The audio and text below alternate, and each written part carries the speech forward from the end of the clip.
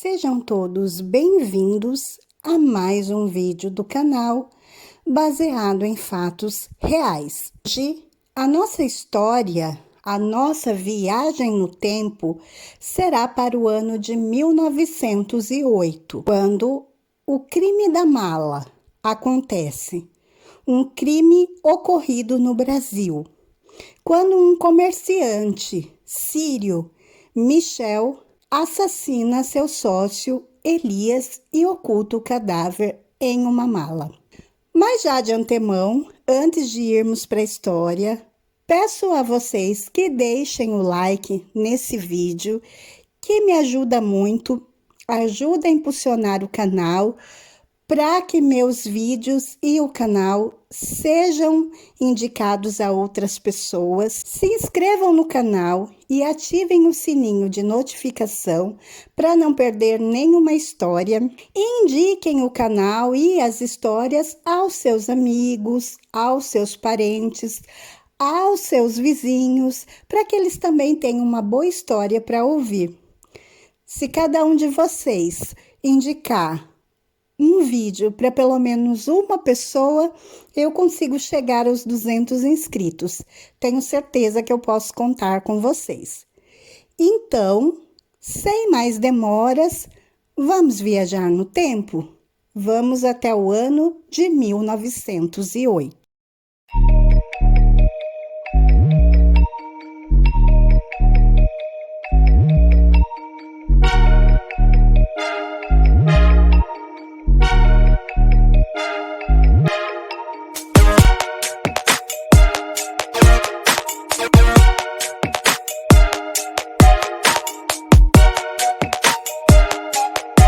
Semana passada, eu trouxe aqui para vocês a história do crime da mala de 1928, que é aquele crime que aconteceu com aqueles dois imigrantes italianos, né? Bem, eu disse no vídeo naquele dia, aquele não havia sido o primeiro crime da mala ocorrido no Brasil.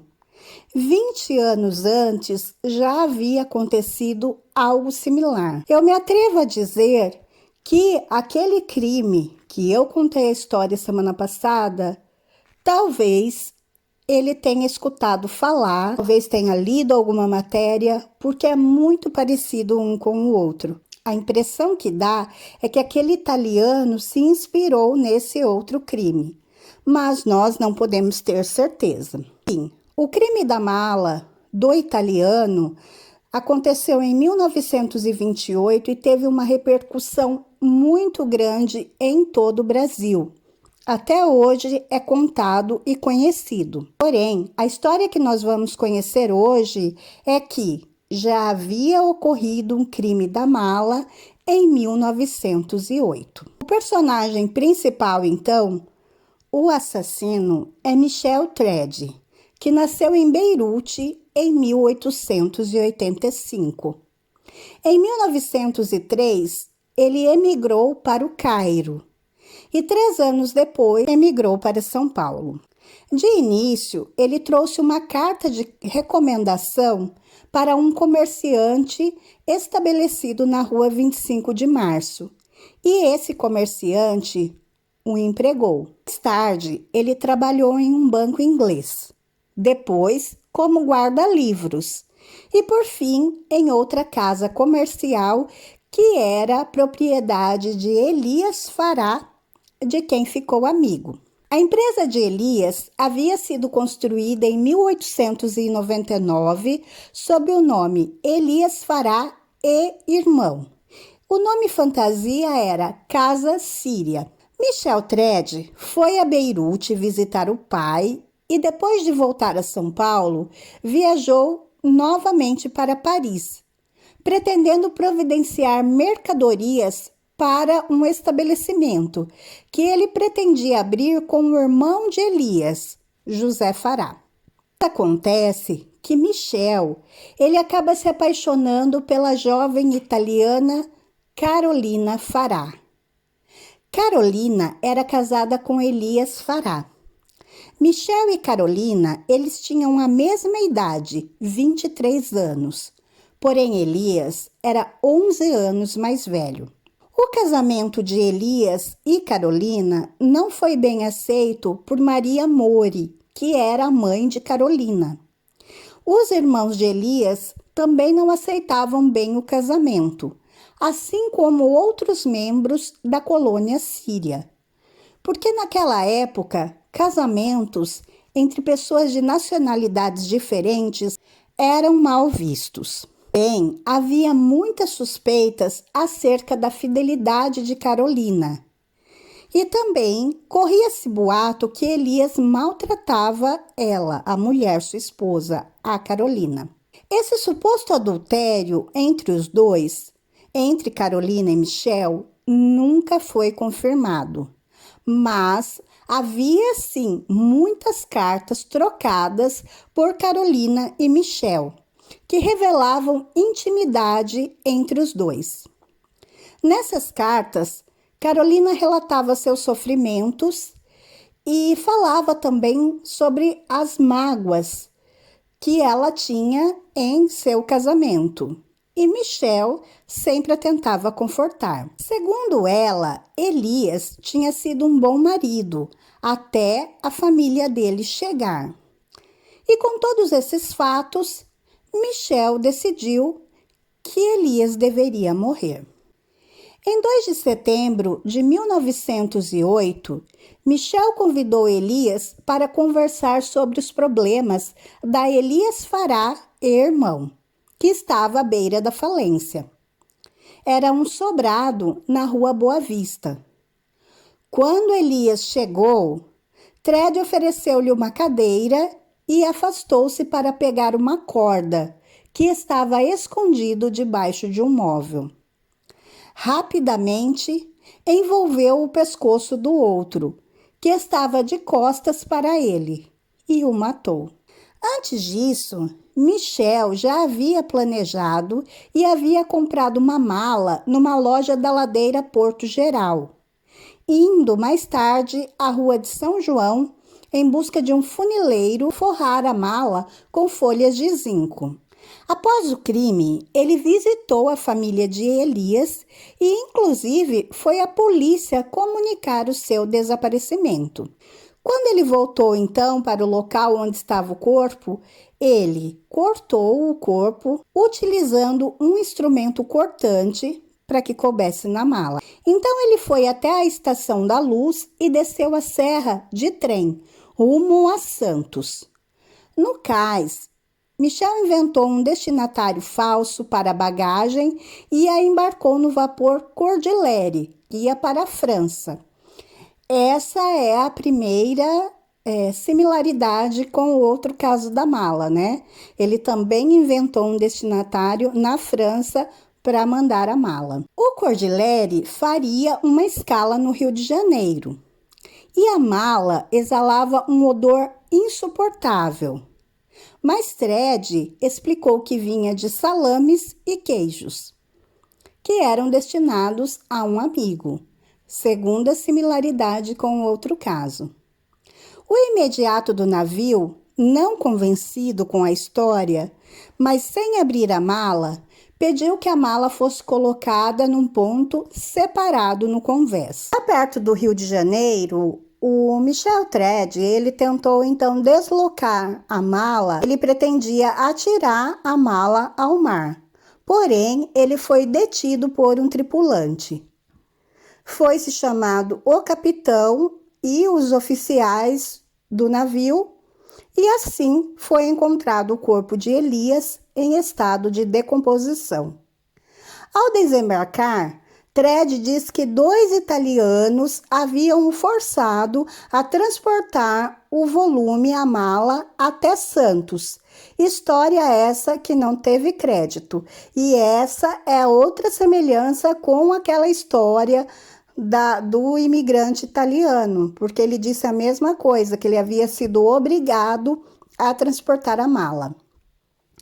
Michel Tred foi então enviado para São Paulo pela Central do Brasil, onde foi instalado no vagão postal. Em Palmeiras, alguns homens teriam tentado quebrar a janela do carro para atacá-lo. Quando ele chegou em São Paulo, ele contou novamente a história dos italianos, mas não convenceu e ele acabou por confessar o crime em detalhes. No entanto, ele se recusou a revelar as razões desse crime, nem mesmo em conversa com o secretário da Justiça, que na época era o Washington Luiz. O delegado responsável pelo inquérito justificou o pedido de prisão preventiva e escreveu: Dona Carolina Farat teve com Michel Trede colóquios amorosos e troca de cartas que, entre senhora casada e moço solteiro, nos termos em que são escritas, não deixam dúvidas a respeito das relações entre os dois. O juiz da primeira instância deferiu o pedido e Carolina, acompanhada da mãe, foi obrigada a comparecer à central da polícia em 10 de setembro de 1908, onde foi detida. Grande parte da imprensa se colocou ao lado da moça. No dia seguinte à prisão, um habeas corpus foi impetrado em favor de Carolina perante o Tribunal da Justiça. Uma aglomeração se formou na manhã do dia do julgamento no fórum da cidade. E se mandou cercar a Praça da Sé e imediações. Para lá foram enviados cavalarianos e soldados da força pública. Carolina chegou cedo ao fórum. À tarde, quando o julgamento ia começar no recinto do júri, o espaço reservado à assistência estava cheio de jornalistas, estudantes profissionais, liberais e 3 alunas da Faculdade de Direito.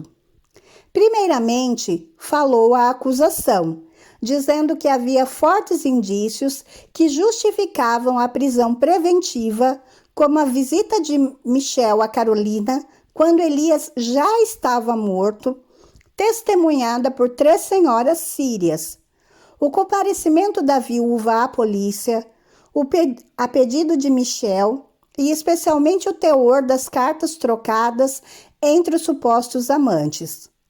Em seguida, o Dr. Alfredo Pujol, advogado de grande prestígio em São Paulo, considerou duvidosos os depoimentos das senhoras sírias. Pujol disse que as cartas só poderiam ser consideradas incriminadoras em consequência de uma tradução ruim. O habeas corpus foi concedido por unanimidade. Michel era considerado um preso especial. Na prisão, ele registrou um diário em francês, escrevendo também as evasões célebres da cadeia pública de São Paulo, que descreve a psicologia dos presos e critica o sistema penitenciário, e um relato da Revolução Tenentista de 1924, a Revolução de Julho vista da cadeia. Com 16 anos de pena, Michel foi posto em liberdade. Porém, ele acabou se envolvendo com tráfico de drogas, foi então preso novamente e expulso do Brasil. E nunca ficou com a Carolina e nunca se soube se eles realmente eram amantes ou não. A única coisa que se sabe é que, infelizmente, um homem foi morto, esquartejado e colocado dentro de uma mala. Bom, essa foi a história do crime da mala, o primeiro, talvez, que se tenha conhecimento aí no Brasil, que ocorreu em 1908, não teve uma repercussão como teve o seguinte, que era do italiano. Essa foi a história de hoje. Eu espero que vocês tenham gostado de conhecer. Se gostaram, por favor, deixem o like, que me ajuda muito. Se inscrevam no canal, ativem o sininho de notificação e voltem aqui para a próxima história. Fiquem todos na paz. Um super beijo e até a próxima.